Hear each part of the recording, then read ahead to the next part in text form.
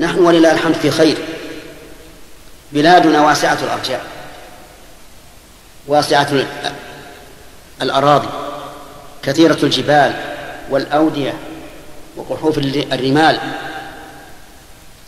لو قدر الله عز وجل أن يكون هناك اختلاف في هذه الأمة ماذا تكون الحال؟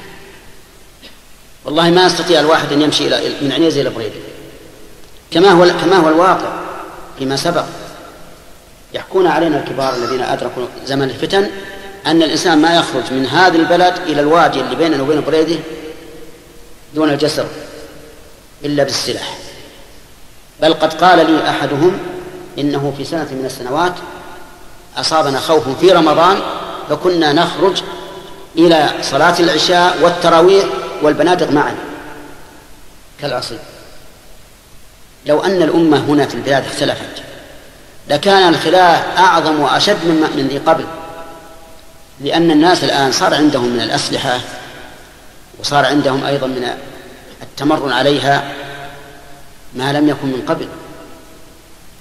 فلهذا أنا أرى أن كل تصرف يوجب تفرق الناس والإخلال بالأمن أنه إساءة عظيمة إلى هذه البلاد وشعبها.